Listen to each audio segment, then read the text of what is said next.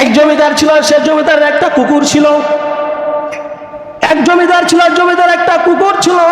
কুকুরটা অনেক ভালোবাসতো সে জমিদার। ঘটনাটা ভালো করে খেয়াল করে শুনবেন। জমিদার অত্যন্ত ভালোবাসতো। সে যেখানে থাকতো সেখানে কুকুরটাকে নিয়ে থাকতো, অত্যন্ত ভালোবাসতো। একদিন জমিদার সাহেব একটা ভিআইপি জায়গায় যাবে, ভিআইপি মহলে যাবে।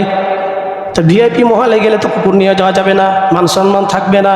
এই জন্য কি করলো, তার চাকর নৌকরকে বলল, তার যারা সিকিউরিটি গার্ড আছে তাকে বললো যে আমার এই কুকুরটাকে তোমরা বেঁধে রাখো ঘরের ভিতরে। একটা ঘরের ভিতরে ঢুকলো, এরপরে তাকে একটা শক্ত পিলারের মধ্যে শিকল দিয়ে বেঁধে রাখলো।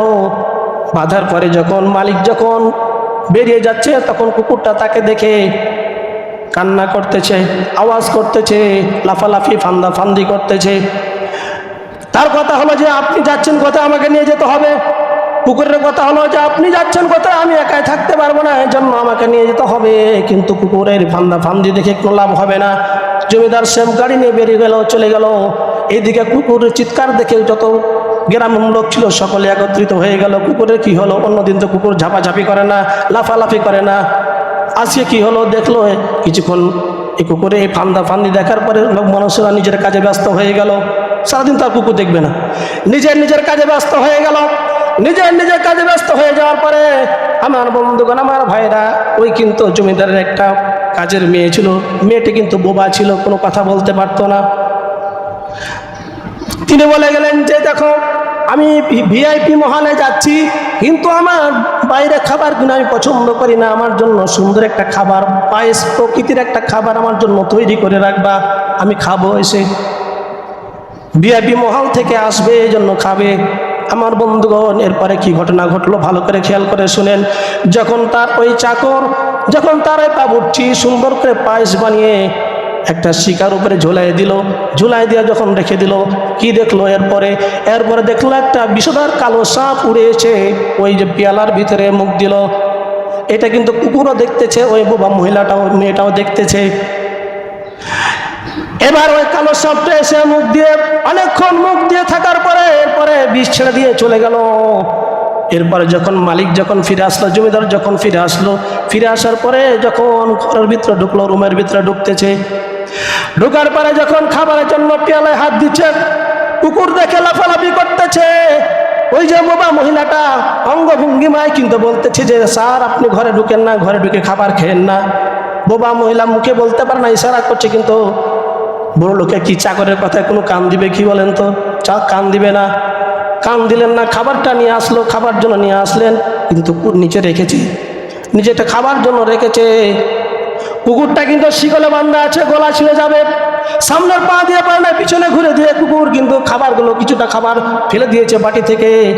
মালিকের রাগ হয়েছে যে আমি খাবার জন্য খাবারটা রাখলাম আর তুমি ফেলে দিলে। এই যে কুকুরকে মারা আরম্ভ করলো, মারতে মারতে রক্তাক্ত করে ফেললো। আমার বন্ধুগণ, আমার ভাইরা, কুকুর চিৎকার করতেছে তবুও ছাড়ে না। আমার বন্ধুগণ, এক পর্যায়ে কি করলো, মালিক বললো দেখো তাকে ছেড়ে দাও, কুকুরকে ছেড়ে দাও, সে জন্মের খাবার খাক, মনে হচ্ছে তাকে আমি এখন মেরে ফেলি। আমার বন্ধুগণ, আমার ভাইয়েরা, কুকুর ছাড়ার পরে যখন তার শিকল খুলে দেওয়া হলো, খাবারটা খেয়ে ফেললো। খাবার পরে কি হলো, 2 মিনিট 3 মিনিটের মধ্যে আমার বন্ধুগণ আস্তে আস্তে কুকুরটা ধীরে ধীরে মারা গেল। কুকুরটা ধীরে ধীরে মারা গেল। যখন কুকুরটা মারা গেল, ব্যাপার কি, খাবার কি ছিল? তখন ওই যে বাবা মহিলা অঙ্গভঙ্গিমায় বুঝাতে দিল, স্যার আপনাকে এই খাবার আপনাকে বাঁচানোর জন্য, আপনি হচ্ছেন মালিক, আমরা হচ্ছে আপনার চাকর নৌকার, এ কুকুর আপনার গোলাম, আপনাকে বাঁচানোর জন্য কুকুরটা নিজের জান দিয়ে দিয়েছে। আমার বন্ধুগণ, আমার ভাইয়েরা, মালিককে কত ভালোবাসে, মালিককে কত ভালোবাসে, জন্য মালিকের জন্য কুকুর জান দিয়ে দিতেছেন। কিন্তু আল্লাহ রাব্বুল আলামিন, আমার বন্ধুগণ, আমার ভাইয়েরা, ওই মালিক কিন্তু কুকুরের জন্য খাবারের কোনো মেমো দেয় নাই, খাবারের জন্য কোনো লিস্ট দেয় নাই, থাকার কোনো জায়গা, ভালো জায়গা দেয় নাই, খারাপ জায়গায় শুইতে দেয়। কিন্তু আল্লাহ রাব্বুল আলামিন আমাদের মালিক আছেন না? না, জোরে বলেন তো। আল্লাহ রাব্বুল আলামিন আমাদেরকে 60 বছরের জিন্দেগি দিয়েছেন, 60 বছর আমাদের খাবারের লিস্ট দিয়ে দিয়েছেন। আল্লাহ রাব্বুল আলামিন কোনোদিন বিল চাই নাই, কোনো কিছু চাই নাই। আল্লাহ রাব্বুল আলামিন বলছেন, ইয়া আইয়ুহাল ইনসান মা গাররাকা বিরাব্বিকাল কারীম, হে মানুষ মানুষ সকল, তোমরা কোন জিনিস তোমাদেরকে আমি আল্লাহ রাব্বুল আলামিনকে ভুলাই দিয়েছি? কোন জিনিসটা তোমাদেরকে ভুলাই দিয়েছি? আমি আল্লাহকে কোন জিনিসটা তোমাদেরকে ভুলাই দিয়েছি? তোমরা আমার এত নিয়ামত খাওয়ার পরে আমি আল্লাহ রাব্বুল আলামিনকে ভুলি না, ভুলে গেছো।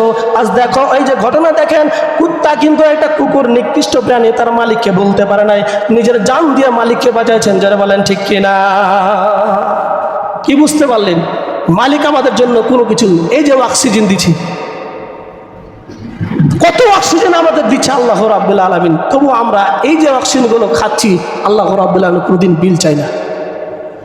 যখন আপনি এয়ার কন্ডিশন রুমে থাকেন, আপনি যখন আপনাকে যখন লাইফ সাপোর্ট দিয়ে রাখা হয়, তখন আপনাকে ঘন্টার পর ঘন্টা আপনার লক্ষ লক্ষ বিল আছে, কিন্তু এত দুনিয়ার ভিতরে থেকে আল্লাহ রাব্বুল আলামিন কোনদিন বিল চায়? এই জন্য আল্লাহ রাব্বুল আলামিন বলছে, হে মানুষ সকল, কোন জিনিস তোমাদেরকে আমাকে ভুলাই দিয়েছে? কোন জিনিসটা ভুলাই দিয়েছে বলেন তো? দুনিয়ার সমস্ত কিছু আল্লাহ রাব্বুল আলামিনকে ভুলিয়ে দিয়েছে। এই জন্য আল্লাহ রাব্বুল আলামিনের দরবারে আমাদের কি করতে হবে? আল্লাহ রাব্বুল আলামিনের ইবাদত করতে হবে। পৃথিবীর মধ্যে শ্রেষ্ঠ তিনটা আমল, পৃথিবীর ভিতরে এমন আমল আছে তিনটা আমল, যারা সবচেয়ে শ্রেষ্ঠ আমল আছে পৃথিবীর ভিতরে তিনটা আমল। নবীজি সাল্লাল্লাহু আলাইহি ওয়াসাল্লামের সাহাবী عن ابن مسعود رضي الله تعالى عنه قال قال رسول الله صلى الله عليه وسلم أن رجلا سأل النبي صلى الله عليه وسلم أي الأعمال أفضل। একজন সাহাবী, তার নাম হচ্ছে ইবনে মাসউদ রাদিয়াল্লাহু তাআলা আনহু থেকে বর্ণিত হাদিস। তিনি বলেন, একজন লোক এসে নবী করিম সাল্লাল্লাহু আলাইহি ওয়াসাল্লামকে জিজ্ঞাসা করলেন যে, হে আল্লাহর রাসূল, পৃথিবীতে সবচেয়ে উত্তম আমল কোনটা, সবচেয়ে শ্রেষ্ঠ আমল কোনটা? নবীজি সাল্লাল্লাহু আলাইহি ওয়াসাল্লাম বললেন যে, এক নম্বর আসসালাতু লিওয়াক্তিহা, এক নম্বর আমল হলো, শ্রেষ্ঠ আমল হলো সময় মতো নামাজ আদায় করা। সময় মতো নামাজ আদায় করা, এটা হচ্ছে পৃথিবীর মধ্যে শ্রেষ্ঠ আমল। আজকে দেখেন আমরা সময় মতো নামাজ আদায় করতে পারি না। জোহরের নামাজ, আসরের নামাজ, মাগরিবে মাগরিব নয়, এশারে আছে না নাই? আল্লাহ রাব্বুল আলামিন বলেছেন সময় মতো নামাজ আদায় করা, এটা হচ্ছে সর্বশ্রেষ্ঠ আমল। প্রত্যেকটা মানুষের উপরে ফরজ আমল হচ্ছে যে সময় মতো নামাজ পড়া, ওয়াক্ত মতো নামাজ পড়া, এটা প্রত্যেক মুসলমানদের উপর ফরজ। হুজুর দলিল, আল্লাহ রাব্বুল আলামিন বলে, ইন্নাস সালাতা কানাত আলাল মুমিনিনা কিতাবাম মাওকুতা। আল্লাহ রাব্বুল আলামিন বলেন, নিশ্চয় প্রত্যেক বান্দা, যারা ইমানদার বান্দা আছে, প্রত্যেক ইমানদার বান্দার জন্য সময় মতো নামাজ পড়া এটা ওয়াজিব না ফরজ। প্রত্যেক ইমানদার বান্দার জন্য সময় মতো নামাজ পড়া এটা হচ্ছে ফরজ। এই জন্য সময় মতো নামাজ পড়া এটা শ্রেষ্ঠ আমল। সময় মতো নামাজ পড়তে হবে, আমাদের ওয়াক্ত মতো নামাজ পড়তে হবে। নাম্বার 2, বিররুল ওয়ালিদাইন। এখনো পিতামাতার কথা চলে আসলো। বিররুল ওয়ালিদাইন, পিতামাতার সঙ্গে ভালো ব্যবহার করতে হবে। এই পিতামাতার সঙ্গে যে ভালো ব্যবহার করবে, আল্লাহ রাব্বুল আলামিন বলেন এটা হচ্ছে সবচেয়ে শ্রেষ্ঠ আমল। আপনি আপনার পিতামাতার সঙ্গে ভালো ব্যবহার করবেন। আপনার সন্তানটা দেখলো যে আমার আব্বা আমার দাদির সঙ্গে, আমার দাদার সঙ্গে কত সুন্দর ব্যবহার করছে, আপনি যেরকম করবেন আপনার পিতামাতার সঙ্গে আপনার সন্তান আপনার সঙ্গে সেই রকম আচরণ করবে। কামা তাদিনু তুদিনু, আপনি যেরকম করবেন আপনার সন্তানও সেরকম করবেন। আপনি যেরকম কাজ করবেন আপনার সন্তানও সেরকম আপনার সঙ্গে কাজ করবে। এই জন্য আপনি আপনার পিতামাতার সঙ্গে ভালো ব্যবহার করবেন, পিতামাতার দোয়া নেবেন, পিতামাতার সঙ্গে ভালো ব্যবহার করবেন, পিতামাতার সঙ্গে অন্যায় কখনো করবেন না, পিতামাতা কখন ডাকবেন না, গালিগালাজ করবেন না, ধমক দিয়ে কথা বলবেন না, পিতামাতার সঙ্গে সব সময় ভালো ব্যবহার করবেন। এটা হচ্ছে শ্রেষ্ঠ আমল। কিন্তু আজকে বউয়ের কথা শুনে যখন বউ যখন বলে তোমার মা এই কাজটা করেছে, কিন্তু আমি যাচাই বাছাই না করে মাকে কি করি, গালিগালাজ করি। আপনি যাচাই করেন যে আপনার মা পার্সোনাল ডেকে বলেন, মা তুমি কি তোমার বউকে কথা বলেছ? মা তো বলবে যে না বাবা আমি কথা বলি না, আমি কথা বলেছি। আপনার স্ত্রী আপনার কানের মধ্যে ফুসকুড়ি দিয়ে বলে দিবে, আপনার মা বলে দিবে যে এই করেছে, তোমার মা এই কাজগুলো করেছে, কিন্তু আপনার মা আসলে কাজগুলো করে নাই। দেখেন আপনার মা আপনাকে তিলে তিলে 30 বছর 20 বছর পর্যন্ত, 30 বছর, 25 বছর পর্যন্ত আপনাকে লালন পালন করেছে। এরপরে তো আপনি খাটতে শিখেছেন, আপনি কর্ম করতে শিখেছেন। 25 বছর আপনাকে তিলে তিলে বড় করেছে। সেই মাকে আপনি কিভাবে ভুলে যান স্ত্রীর কথা শুনে? যারা স্ত্রীর কথা শুনে মা বাবাকে ভুলে যাবে, এরা কপাল পোড়া হতভাগা দুনিয়ার ভিতরে। এই জন্য আপনার কপালটাকে যদি খুলতে চান, আপনি যদি ভাগ্যবান হতে চান, এই জন্য পিতামাতার সঙ্গে সকলে ব্যবহার করবে, ভালো ব্যবহার করবে, পিতামাতার সঙ্গে ভালো ব্যবহার করবে। নাম্বার 3, আল জিহাদু ফি সাবিলিল্লাহ। সর্বশ্রেষ্ঠ আমল হলো আল্লাহর রাস্তায় জিহাদ করা। আজকে আমরা জিহাদের কথা শুনলে বলে জঙ্গিবাদ, মৌলবিবাদ, জঙ্গিবাদ। জিহাদের কথা শুনলেন, জিহাদ আল্লাহ নামাজ যেমন ফরজ করেছেন, রোজা যেমন ফরজ করেছেন, হজ যেমন ফরজ করেছেন, আল্লাহ রাব্বুল আলামিন জিহাদটাকে ফরজ করে দিয়েছেন। এখন তো জিহাদ কিভাবে করব? বাংলাদেশের ভিতরে একজন নবীকে গালি দিল, আমার নবীকে নিয়ে ব্যঙ্গ করলো, তার বিরুদ্ধে আপনি কথা বললেন, তাকে আপনি গালিগালাজ করলেন, তার বিরোধিতা করলেন, এটাই হচ্ছে জিহাদ। যারা কোরআনের বিরোধিতা করবে, রাসূলের বিরোধিতা করবে, আপনি তাদের বিরুদ্ধে রুখে দাঁড়ান, এটাই হচ্ছে জিহাদ। যখন আপনার বন্ধুগণ, আমার সমস্ত মুসলমান রাষ্ট্রগুলো যখন একত্রিত ডাক দিবে যে চলো ফিলিস্তিনের পক্ষে নিতে হবে আমাদের সকলকে, তখন আমরা যাব, সকলে মাঠে ময়দানে নেমে যাব। এটা হচ্ছে জিহাদ। কিন্তু আজকে আমাদেরকে বোকা বানিয়ে, ধোকা দিয়ে বোকা বানিয়ে আমাদেরকে জিহাদের বলছে যে জিহাদ করলে এটা জিহাদের জঙ্গি। নামাজ পড়া যেমন ফরজ, জিহাদ করা তেমন ফরজ। মনের সঙ্গে নিজের, আপনার আত্মার সঙ্গে জিহাদ করেন। আপনার আত্মা বলতেছে, আপনার মন বলতেছে পিতা মাতাকে ভাত দিব না, কিন্তু আপনি ভাত দিচ্ছেন, এটা হচ্ছে জিহাদ। আপনার বউ বলছে যে ভাত দিতে হবে না, আপনি জিহাদ যুদ্ধ করে হলো আপনি ভাত দিচ্ছেন, এটা হচ্ছে জিহাদ। আমার বন্ধুগণ, আমার ভাইয়েরা, এই জন্য জিহাদ করতে হবে, জিহাদ করা ফরজ। নবী করিম সাল্লাল্লাহু আলাইহি ওয়াসাল্লাম হাদিসের মধ্যে বলেন, আমার বন্ধুগণ, আমার ভাইয়েরা, নবীজি সাল্লাল্লাহু আলাইহি ওয়াসাল্লাম হাদিসের মধ্যে বলেন, এমন কে আছো যে আমার এই আমলগুলো, আমি যে আমলগুলো বলবো, কথাগুলো বলবো, এমন কে আছে যে আমলগুলো করবে? এমন কে আছো যে আমলগুলো অন্য ব্যক্তিকে জানাই দিবে, সেও ব্যক্তি আমলগুলো করবে? কে আছো? আবু হুরায়রা রাদিয়াল্লাহু তাআলা আনহু বললেন, ইয়া রাসূলুল্লাহ, আমি আছি। নবীজি সাল্লাল্লাহু আলাইহি ওয়াসাল্লামের আবু হুরায়রার হাতটা ধরলেন। এরপরে বলছেন যে আবু হুরায়রা, আমি এখন 5টি তোমাকে কথা বলবো, এই 5টা কাজ তুমি সুন্দরভাবে ভালোভাবে আদায় করবে।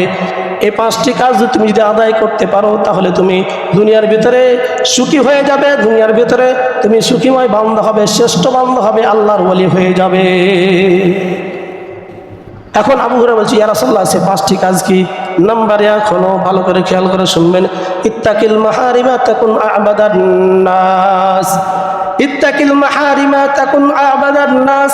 1 নম্বর, নবী করিম সাল্লাল্লাহু আলাইহি ওয়াসাল্লাম বলেন, আবু হুরায়রা, তুমি হারাম থেকে, হারাম খাওয়া থেকে বেঁচে থাকবা, হারাম খাওয়া থেকে বেঁচে থাকবা, হারাম বলা থেকে বেঁচে থাকবা, হারাম দেখা থেকে বেঁচে থাকবা, হারাম পরিধান করা থেকে বেঁচে থাকবা, সমস্ত হারাম থেকে বেঁচে থাকবা।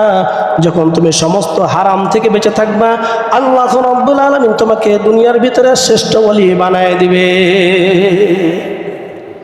আজকে আমাদের অবস্থা, হালাল কোনটা হারাম কোনটা সেটা পার্থক্য করা দরকার নাই, আইলো দাও খাই, কোত্থেকে আসছে এটা দেখি নয়।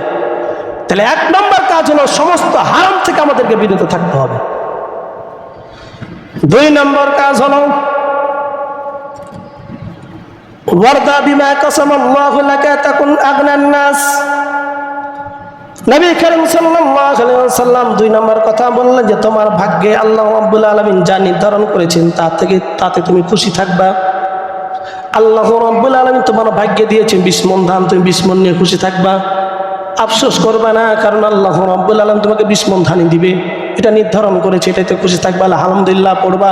অন্য দেখে তুমি কি করবে না, মন খারাপ করবে না, কারণ আল্লাহ রাব্বুল আলামিন তোমাকে যেটা তোমার ভাগ্যে নির্ধারণ করে দিয়েছে ওটা হবেই। না বেশি পাবেন? বেশি পাবেন কি? পাবেন।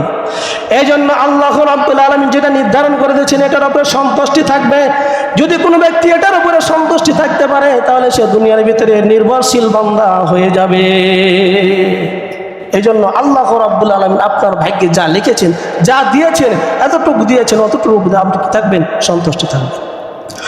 নাম্বার 3, ওয়াহসিন ইলা জারিকা তাকুন মুমিনান। প্রতিবেশীর সঙ্গে ভালো ব্যবহার করবা, প্রতিবেশীর সঙ্গে সদ আচরণ করবা, ভালো ব্যবহার করবা। নবী করিম সাল্লাল্লাহু আলাইহি সাল্লাম বলেন প্রতিবেশীর সঙ্গে ভালো ব্যবহার করবা। কিন্তু আজকে আমরা দেখি 1 বিঘত জায়গা নিয়ে 4 আঙ্গুল জায়গা নিয়ে মারামারি কাটাকাটি আছে না নাই? যদিও আপনাদের এলাকায় আমাদের ভোলাহাটে আছে। এই জন্য প্রতিবেশীর সঙ্গে তার একটু পানি ওই দিক দিয়ে যায়, পানি বন্ধ করে রাখে, তার বাচ্চাটা তার দিকে যায় জন্য বেড়া দিয়ে রাখে, এরকম আছে না নাই? তার বকরি ছাগলটা যায় এই জন্য বেড়া দিয়ে রাখে, যেতে দিবে না। নবী করিম সাল্লাল্লাহু আলাইহি ওয়াসাল্লাম বলেন তোমার প্রতিবেশীর সঙ্গে ভালো ব্যবহার করবা, সদাচরণ করবা। তুমি যদি প্রতিবেশীর সঙ্গে ভালো ব্যবহার করতে পারো, সদাচরণ করতে পারো, তাহলে তুমি প্রকৃত মুসলমান হয়ে যাবা। জোরে বলেন সুবহানাল্লাহ। এই জন্য প্রতিবেশীর সঙ্গে ভালো ব্যবহার করতে হবে। নাম্বার 4 আমার বন্ধুগণ, ওয়াহিব্বা লিন্নাস মা তুহিব্বু লিনাফসিক, লিনাফসিকা তাকুন মুসলিমান। আমার বন্ধুগণ, আমার ভাইরা, নবী করিম সাল্লাল্লাহু আলাইহি ওয়াসাল্লাম আবু হুরায়রাকে বলছে, আবু হুরায়রা তুমি নিজের জন্য যেটা পছন্দ করবা তোমার অন্য মুসলমান ভাইয়ের জন্য সেটা পছন্দ করবা, কিন্তু আমার জন্য যেটা পছন্দ করি অন্য মুসলমান ভাইয়ের জন্য পছন্দ করি না। আমি যদি 1 কোটি টাকার মালিক হই, অন্য মানুষ যদি 1 কোটি টাকার মালিক হতে যায়, তখন কি করে? হিংসা করে না, করে না? অথচ নবী করিম সাল্লাল্লাহু আলাইহি ওয়াসাল্লাম বলেন যে তুমি যা নিজের জন্য যেটা পছন্দ করবা অন্য মুসলমান ভাইদের জন্য সেটা পছন্দ করবা, তাহলে তুমি প্রকৃত মুসলমান হয়ে যাবা। নিজের জন্য যেটা ভালো মনে করবেন, কাউকে কখনো খারাপ উপদেশ দিবেন না, খারাপ পরামর্শ দিবেন না, দিয়ে তাকে নর্দমাতে নামিয়ে দিবেন না, ভালো উপদেশ দিবেন। আপনি যে ক্যাটাগরিতে ব্যবসা করে বিজনেস করে বড় হয়েছেন তাকে শিখাই দেন, সেও ব্যবসা করুক, কিন্তু আপনি সেই ক্যাটাগরি না শিখে দিয়ে অন্য ক্যাটাগরি শিখাই দিয়ে সে লসের মধ্যে পড়ে যায়। এরকম করবেন না। নাম্বার 5, ওয়ালা তুকসিরু যিহকা ফাইন্না কাসরাতু যিহকি তামুতুল কলব। নবী করিম সাল্লাল্লাহু আলাইহি ওয়াসাল্লাম বলেন অধিক পরিমাণ হাসবে না, অধিক পরিমাণ হাসা থেকে বিরত থাকবা, অধিক হাসা থেকে বিরত থাকবা। কেউ না অধিক হাসার দ্বারা, অতিরিক্ত হাসার দ্বারা অন্তর মরে যায়। আবু হুরায়রাকে বললো, এ 5টি কাজ যদি তুমি করতে পারো দুনিয়ার মধ্যে তুমি সুখী হয়ে যাবা, দুনিয়ার মধ্যে তুমি সবচেয়ে মূল্যবান ব্যক্তি হয়ে যাবা।